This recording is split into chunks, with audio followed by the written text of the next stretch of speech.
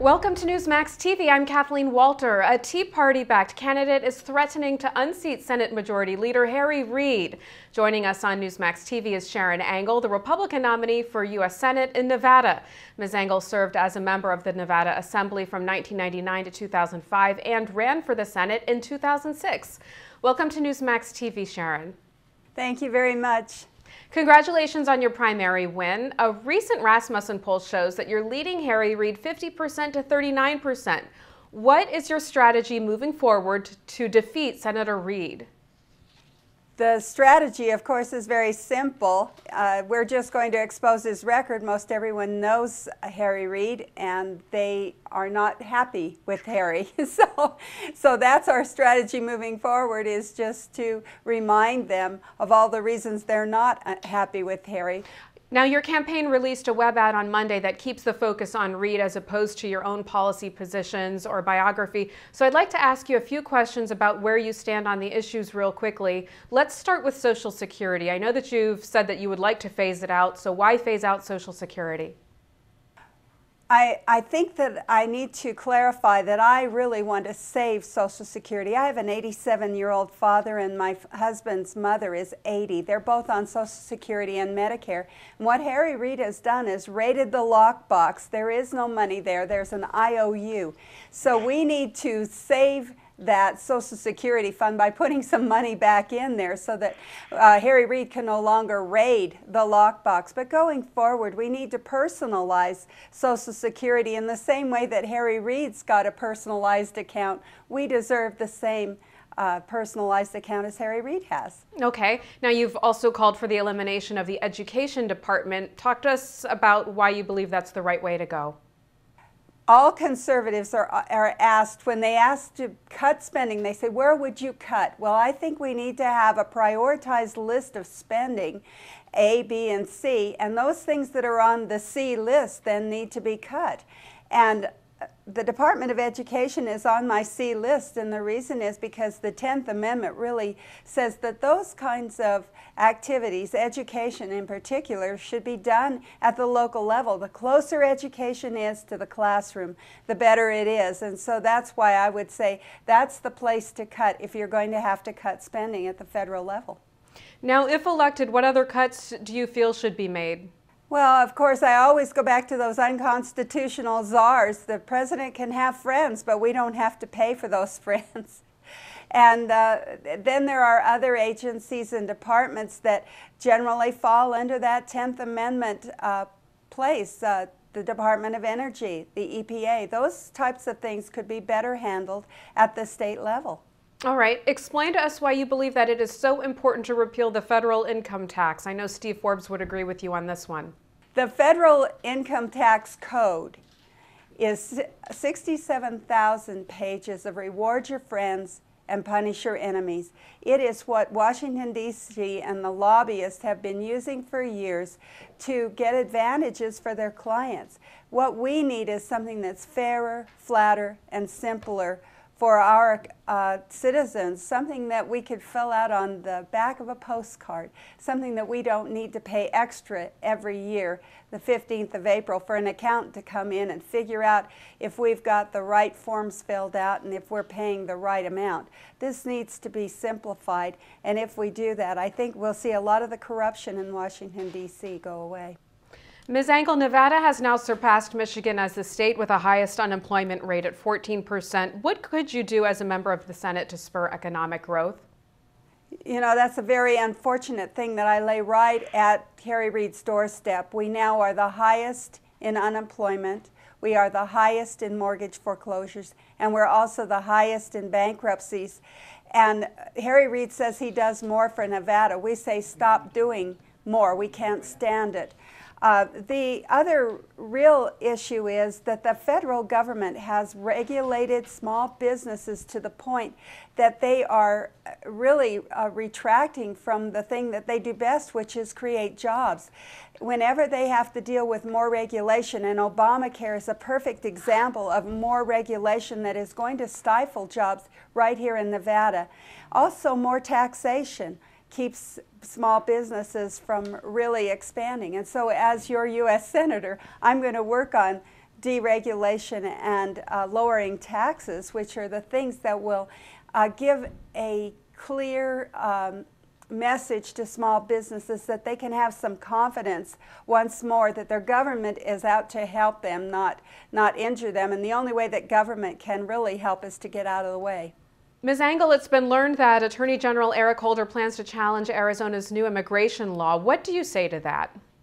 I've always said we need to secure our borders, enforce the laws. Every state needs a sheriff like Joe Arpaio, and go Arizona, go. And when I say that, I mean that Arizona has stepped up when the federal government has failed. The federal government has failed to secure the borders and protect its citizens. And so Arizona took their 10th Amendment right and has done that very thing. It is a 10th Amendment right, and I believe that even though it's going to be going through the courts, we'll see that the courts will have to decide somehow in the favor of each state being able to protect their citizens.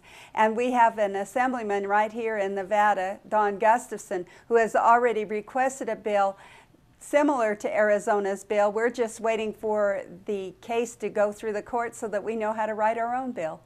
Okay.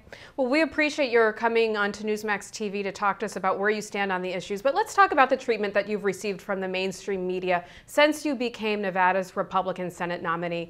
The Wall Street Journal reported your views as outside the mainstream.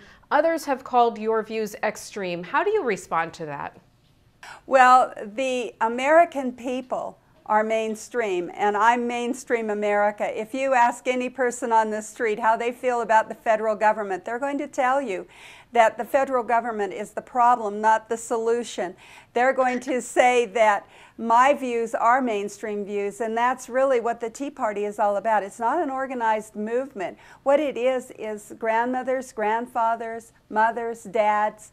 What they've seen is the government has gotten between them and the next generation, and now they're afraid. What are we passing down to our children? Is it liberty or is it debt and deficit? Well, it has also been reported that you were a member of the Independent American Party, or the Nevada affiliate of the Constitution Party, for 6 years, from 1992 to 1998. And there was also another report that says that in 1984 that you switched your registration from Republican to Democrat. Are those reports accurate? And if so, tell us about why you chose to be a part of these parties and what it means to you to be a Republican today. When I first registered to vote when I was 21, because we didn't have 18-year-old registration at that time, I registered as a Republican. Through the years, I did change my party once to Democrat to vote for a Southern conservative Democrat friend of mine in Winnemucca who had a contested primary, and I couldn't vote for him unless I was a Democrat, so I did switch then, and then I switched back to Republican. I also switched to Independent American for a few years. I don't think that their years are quite accurate, but it really doesn't matter because I've been a Republican all the time that I've been an elected official. But more importantly, mainstream America switches back and forth in their party affiliations. And the reason they do that is because often we can't tell the difference between the parties, and sometimes we say, well, maybe we can do a better job on the outside of the party system, maybe we can do a better job on the inside of the party system. It really is a mainstream American thing to have that freedom to go back and forth among the parties, but I've always been a conservative, and that's where I stand, on my conservative principles. All right, well, in a number of the interviews that you've granted, you invoke the name of and many of the ideas of former President Ronald Reagan. Do you consider him to be a model? And what do you think that the GOP should do moving forward, given the schism between those who feel that the party should carry the Reagan mantle and those who believe that it should be left behind in the past? I do think that Reagan is a model, especially during these economic times when we have these tremendous problems within our economy. We need to look to Reagan. He had the solutions, and he said that the solutions to increasing taxes, tax revenues, was to decrease taxation and to reduce marginal tax rates. We call that the Laffer curve. And when we look at true economic stimulus, we need to look at how do we stimulate small businesses, and Reagan was a master at that. He was also a master at going directly to the public, to mainstream America, and asking them to speak out about their government. And that's what I'm doing too. I want every American to go to SharonAngle.com and help us defeat Harry Reid. You know, he says he needs $25 million, but all I need is 1 million Americans with $25. And that's where my appeal is going. And that's what I'm hoping that you'll help me do today, is to appeal to the American mainstream and say, help us here in Nevada defeat Harry Reid. Ms. Angle, let's talk a little bit more about your campaign, because unions are pouring big money into Harry Reid's campaign. According to the Associated Press, he's on track to raise $25 million, while your campaign, according to the AP, has raised $1.2 million through mid-May. How do you plan to counteract that? And is the support of the Tea Party sufficient enough to help you compete? The support of the people in America is sufficient for me to compete.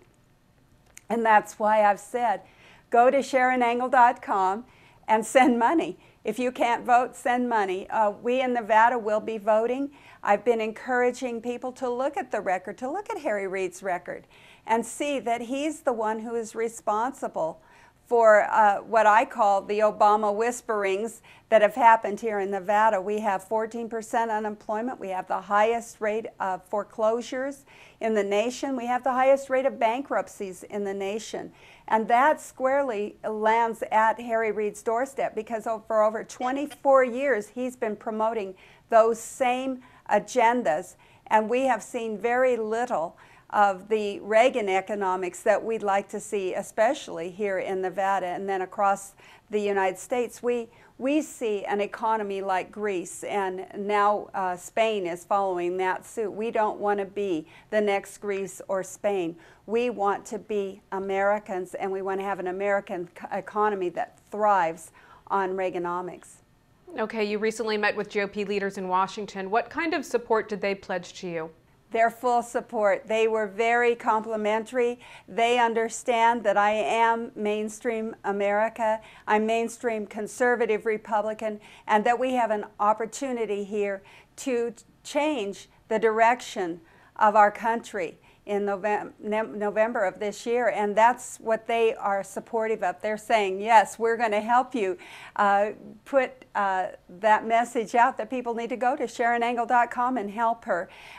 They are pledging not only their support, but they are doing it in the most American of ways, their lives, their fortunes, and their sacred honor, to help me to defend the American principles of freedom and liberty. Okay, Obamacare, we know, has been very unpopular in Nevada. Some say Harry Reid bought votes for health care reform with special deals and favors. Is this something that people of Nevada will remember come November? I'm going to make sure that they remember Let's Make a Deal Harry, who gave us the Cornhusker kickback and the Florida free ride, the Louisiana purchase, and when he said that your legislator was failing you if he hadn't made the deal. Well, that's part and parcel of Washington, D.C. corruption, and that's really why the people in America and Nevada have said, we've had enough. Ms. Angle, last question real quickly. A large number of military families live in Nevada. I understand that you come from a military family. Will your campaign remind voters that during the Bush presidency, Harry Reid said the war is lost on the floor of the Senate? Of course we will. This is a very serious matter. When he said that, he demoralized our troops in foreign countries. You know, I didn't start this war. I wasn't asked to vote on the war. But since we have committed our children to fighting a war, we need to do everything we can to support them, not only with our money, but also with our words. And words do cause damage, and Harry Reid has caused damage. My father served, as you pointed out, in World War II, and he was also recalled for the Korean conflict. You know, he needed to have the country behind him in World War II, and they were. And if we're going to send our children off to war, we need to be behind them 100%, and we cannot tolerate folks that, like Harry Reid, that demoralize our troops with those really irresponsible statements. All right, Sharon Angle, Republican nominee for U.S. Senate in Nevada, thank you so much for your time. We appreciate it. You're welcome, and don't forget, send money, SharonAngle.com. And thank you for watching Newsmax TV.